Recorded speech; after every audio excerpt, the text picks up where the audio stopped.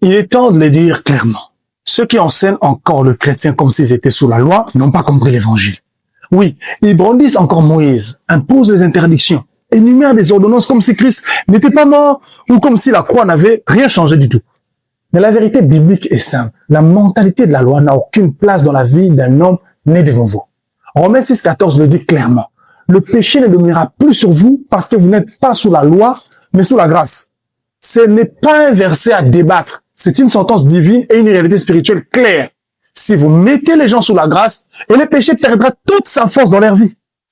Et la Bible ajoute, disons, dans 1 Corinthiens 15, 56, que la puissance du péché, c'est la loi. Quand les gens sont sous la loi ou sous la mentalité de la loi, ils demeureront esclaves du péché, vivant dans une peur constante et ne seront jamais libres du péché. Alors, comment certains osent lier le croyant avec comment on sait que Dieu a déjà brisé? Comment peuvent-ils ramener les enfants de Dieu à une montagne que Dieu lui-même a déclarée révolue? Le christianisme n'est pas un système d'ordonnance à observer, mais une vie nouvelle à manifester. La loi ou le langage de la loi et celle de la grâce sont différents et opposés radicalement. La loi dit, fais, tu vivras. Celui qui mettra ce chose en pratique vivra par elle. Mais la grâce dit, Dieu l'a fait pour toi en Christ. Crois dans ton cœur et confesse de ta bouche. N'est-ce pas clair? Ceux qui prêchent la loi espèrent changer les gens par la pression. Mais le changement véritable ne vient pas d'un commandement. Il vient d'une croissance. Et la croissance est produite par la grâce.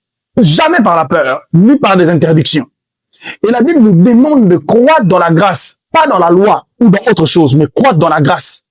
La loi instruit qu'on fasse telle chose, mais la grâce enseigne pour qu'on comprenne tel mystère et cette compréhension transforme.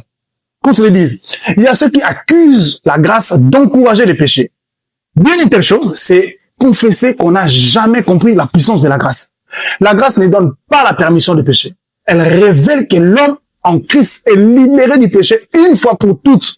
Et cette révélation rend capable de marcher en nouveauté de vie sans que la loi n'intervienne. Voilà la liberté des enfants de Dieu. Non pas une vie surveillée, mais une vie transformée par la connaissance de la vérité des choses que Dieu a faites pour eux en Christ. Soyez prudents contre les nouveaux Moïse.